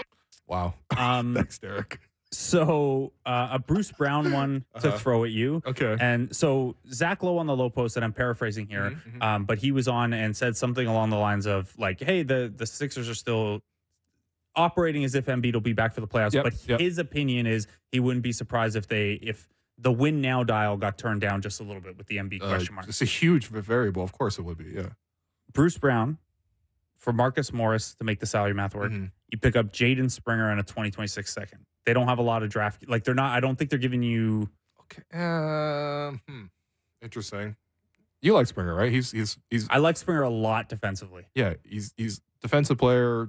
got some athleticism to him. He's got almost nothing offensively right now, but you could maybe find your way. This is really your type. Yeah, it is my type, man. It is my type. This should be in your your Tinder profile, your Bumble profile, looking for 6'5", guard skills. Yeah, find me on there at No, but seriously. Yeah, it's not a lot. You could probably do better than that for Bruce Brown, but it gets tough to make the salary math work. No, I hear you. Philadelphia. Like, I'd rather call the Lakers. I'm not gonna lie to you. Okay. I like the Lakers guys better. Okay, what about so you like the Lakers guys better than the Springer and a future second. What about Lakers guys versus you could get Fournier and you get one of the first, but it's like it's not the best of the first. Like you're not getting Washington's first. That's protected until 2027. I'd rather do that. You'd rather get the first? Yeah. Okay. And the only reason for that is just because one of those distant future firsts, like things could change. You know what I mean? Like I don't know. It might look bad now, but it might be better later. You know. Yeah. I don't know. Here's a bit of a weird one, but the Raptors have Pascal for this. The Raptors have $9 million in wiggle room under the tax. Yep. They also have a big trade exception. Mm-hmm. They could just take money back from someone to help them out with the tax bill. Yeah.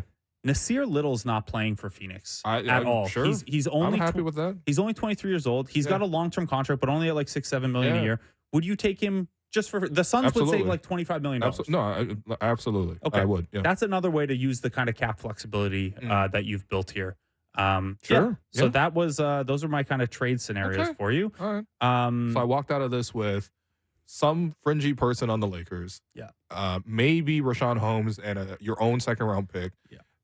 And maybe you get Nasir Little for free, which that's the problem I'm happiest about. There are a million ideas that you could throw. Sure, I'm just giving you some. I'm trying to basically set the market where obviously this time of year, some of the things I get sent are like you could pick up Lauri Markkanen for Bruce Brown and nothing else. Like no, that's not happening. Like you can. Or like you get Naz. I mean, who knows? Maybe I'm wrong, and you can't get Naz Reid for Dennis Schroeder. I'd very much doubt that. I would try my first ever backflip live on the show if they would walk into our starting lineup. Sorry, Yak, I'm sorry, but so here's another question that came up a couple times that I'll throw at you, and this isn't specific to a player, but the Raptors now have a little extra draft capital. Let's say a team wanted Bruce Brown or wanted Gary Trent Jr. or something like that, and was willing to include a good young player, but you got to attach draft capital to Dennis or Chris or Gary or whoever it is. Is that something you would be open to, or is that too quick a turnaround from, hey, we're rebuilding and we got to take a longer view here? It obviously depends on who the young player is, but I'm not opposed to it. Again, the Raptors hold potentially 4 first-round or 4 picks in this year's draft. They hold Detroit's for a second-round pick, which is most likely going to be the 31st pick. By the way, are you ready to wait a whole day to see the second round? Because the NBA split the draft into 2 parts. Are you excited to go back to OVO the next day? I'm trying to get to Brooklyn, man, or New Jersey or wherever they're going to hold the second day. Yeah, catch my man at Secaucus. But yeah, I mean, I probably would because again, they hold 2 picks, Indiana's pick, the other pick that they got back from Indiana in the first round. That's probably going to be the Clippers pick. Yeah, so it's probably going to be like 27th, maybe even 28th style of pick. And then the Raptors, honestly, at this rate, look like they have a strong possibility, maybe better than 50% of holding their own pick at the end of the draft. Yeah, so if they got to 6th last, they would have a 46. We're still not 6th last? No, you are now. Oh, okay, you are. Good. As if I don't cover the team too. They're now a game worse than the Grizzlies. This man's trying to distance himself from the brand. Yeah, so I believe that would give you, if I'm remembering right, a 46% chance at keeping your pick. Oh, God. Wow, that's top 6 protection. That was irresponsible. Only 2 games behind the Blazers now in the reverse standings. I thought you think if you called the cat or the Spurs again last year and you were like, top 6 we can't do, but we'll give you top 10. You think the Spurs are really walking away from a top 10 pick? No, look at all the other stuff they got. Yeah, they would have been like, fine. You know what I mean? Like, dude, the top 6 in a. Like, it's so hard. You basically need to have one of the 2 worst records in the league. They really did think, though. That pick. Yeah, they really did think they weren't going to be bad this year, though, right? Like that's the thing. I get it. Okay, this is you can choose kind of the asset or the player here. Oh, choose your own adventure. Would you give up anything to get Nick Claxton and have his bird rights versus just chasing him in unrestricted free agency this summer? Sorry, give me that again. Sorry. So Nick Claxton, reportedly some degree of available from the Nets, the unrestricted free agent after the summer. Would you give up something to get him in now, see him a little bit, have his bird rights, versus just trying to sign him in the offseason? I'm not talking a big guy. You're not getting a first to do that. I don't know. Yak got that. That is true. Yeah, I mean, we'll get over that maybe never. But nah, I think I'd probably just rather take my chances. Yeah. And free agency. I think the thing that's tricky there is you bring him in, you essentially tell Jakob, hey, you're going to the bench, which essentially you're compounding with like. Yeah. And by the way, Jakob's not a bench center. Like he is a starting level center.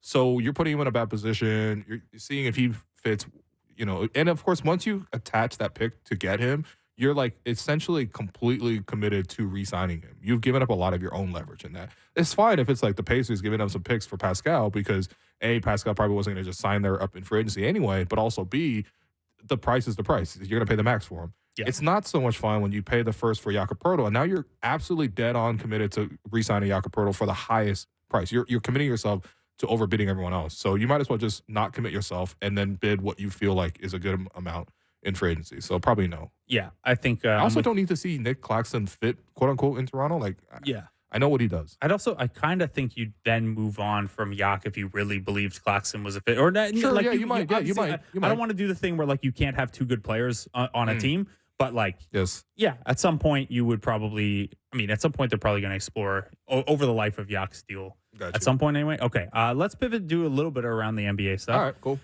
The Cavaliers are 14-1 Yeah. in their last 15 games. If you go to the NBA standings page right now, it is crazy how many teams are red. The Knicks just lost, so they're 9-1 in their last 10. The Cavs are 9-1 in their last 10, have won 6 in a row, and have won 14 of 15. The Clippers have won 9 of their last 10.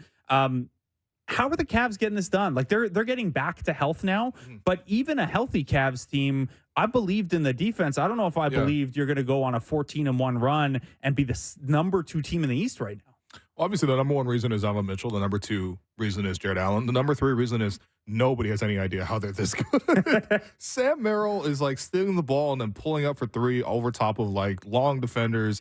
He hasn't missed a shot. I remember even seeing him in Summer League, and I was like, damn, Raptors lost to the Cavs in Summer League. It's going to be tough for Gradey Dick because he got outplayed by Sam Merrill. Guess what? Sam Merrill is just like apparently good now. Mr. Irrelevant, number 60 pick in the draft. Really? Yeah. That's a great story, man. That's a really great story. Number 60 in the draft and also number 60 in the Pokedex for Mr. Merrill. There's a Pokemon named Merrill. Sure, Anyway, I figured. yeah, but I have no idea how they're doing 44.3% on threes. Dwayne Wade is also, or Dwayne Wade. Dean Wade has also become a pretty good shooter at like 40%. LeBron, he's paying Dean Wade. Maybe Alex's favorite tweet of mine of all time.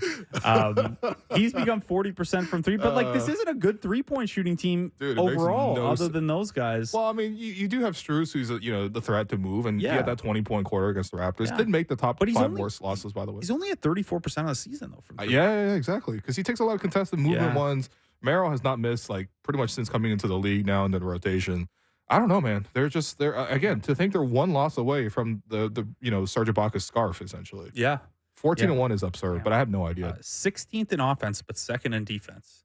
The defense, obviously, I think makes a lot of sense. Offensively, it's a lot of Mitchell like carrying them. Like he's scoring 40 whenever he wants now. Yeah. The Warriors last night made a lot of news. So number 1, they won a game where they only made 4 threes. Look, the news was they won a game. The news is that they won a game. The funny thing was after Steph made a huge 3 down the stretch there to essentially clinch the game for the Warriors. You've heard that one before. The Nets crowd going nuts. Like absolutely wild, as if it was a crowd at Chase Center. It's like, look, we've got a Valentine's Day home game coming up. It was very reminiscent of Jeremy Lin here on Valentine's Day during Linsanity, where everyone was just like, "No, we're Jeremy Lin fans today." Yeah, and by everyone you mean like all of Markham was in the building. I was in the building. You were in the building. I was a season seat holder then. Really? Yeah, I was on a date on Valentine's Day for that game. You're like, hey, shorty, you want to come see the Raptors give up a game winner in an all-time Asian American moment? You want to see me yell about pick and roll coverages going under against Jeremy Lin when he's this hot? You're Rick Carlisle, man. Yeah. Yeah. And anyway, Steph does the walk-off interview, by the way, with the Nets broadcast, which is so funny. Like, yo, whose game was this? Was this a Warriors game or a Nets game? But yeah, anyway, the post-game quotes from Klay Thompson, though. He was benched once again. He was benched when they played the Grizzlies last week as well. And he said, quote, "Are you kidding me? You go from, one of the best players, to this, basically. It's hard for anybody." Do you feel bad for Klay Thompson? It's hard not to. Yeah, I mean, I feel a little bit bad for him because, like, the way things work now is that, like, it's immediately, let's forget what you did. And yeah, it's a cruel business. And, like, that's what the money's for, et cetera. It's tough though, man. It's got to be like you were thought for a very, very long time that you were part of this core that would never leave and you win a bunch of rings together, which you've done, and you have a statue after and things like that. But unfortunately, he's the guy who declined right as free agency was coming and as this team clearly needs an injection of some sort. And look, it's not like Draymond hasn't gone through his things this year either. But it's tough, man. And like, it's also probably got to be tough as an athlete to still feel like you are that guy. And like, hey, bad Klay Thompson is still shooting 37% on threes. A bad Klay Thompson's averaging 17 right now. I'm just saying, like shooting 37% on threes. Yeah. And he takes at least 5 bad threes a game. Yeah. I do wonder if he's feeling a little bit scapegoated. A little bit where like there's maybe, I don't know. I mean, it's a new scapegoat every week. It really is. They got a whole farm of goats. Well, now that Draymond has stopped punching people, he's no longer the scapegoat. And Draymond's back to being the plus minus god. I mean, he's really important to their success. Yeah. I mean, everyone knows this. So I feel a little bit bad for Klay. Yeah. It's also like he had the knee and the Achilles injury. So like this back to back. He got hurt, remember, in pickup. This isn't just he's 33 and declining. Yeah. It's like you've tried to hold on and fight back and things like that. So I do feel for him a little bit. But this is the game, man. Hey, this is the game. You're right. I appreciate his transparency too. That's the thing too. It's like I like that Klay is open enough and secure enough in his legacy to talk about how much it feels so terrible for him right now to drop off from that. But it happens to everybody, man. And when people think back on Klay, I mean, he's going to be in the Hall of Fame. He's going to be, he's going to have tons of money in his career. He's going to be living out on a yacht. Like, he's going to be good. I mean, in the meantime, though, it's got to be difficult to fall off from that level. Because, again, it's always the Splash Brothers. You don't even hear Splash Brothers no more. It's just Steph. No. You know what I mean? And I think that part's also difficult, too.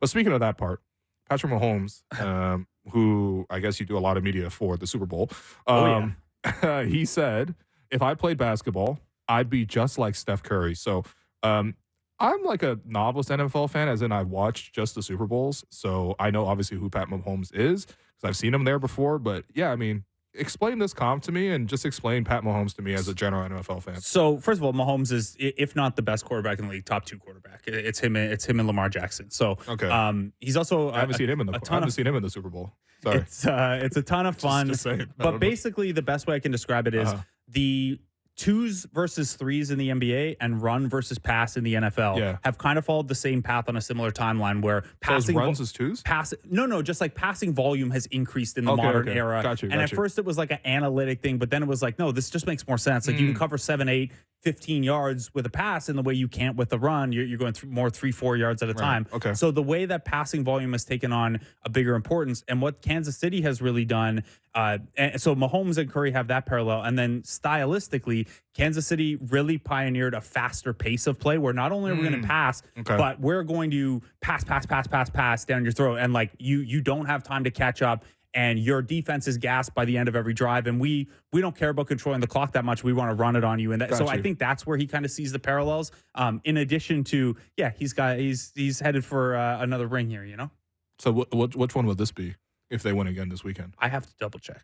Is that 4 now for him? He has 2 champs, so this would be 3 rings for him. So he's 1 shy of Steph if he wins this one. Yes, but he's also like he's still only 28, which for a quarterback is pretty. Right. Well, I can't wait to watch the Super Bowl. You got Super Bowl plans, real quick? Yeah, watch with my brothers. Oh, sounds great. You gonna enjoy Usher at halftime? Usher. I can't wait, man. A-Town, peace out. All right, that does it for us today. I've been your host, Willu. You've been listening to The Raptors Show on the Sportsnet Radio Network, brought to you by Campbell's new Chunky Spicy Soup. It's time to get fired up. Make sure you find The Raptors Show wherever you listen to podcasts and subscribe, and please review the show. Thanks once again to producers Mark Balfour, Amman, producers Derek Rendale, Jennifer Ronick, David Sis, Jared Manitat. Thanks to our guest, Dakhil. We'll be back to talk Raptors basketball tomorrow.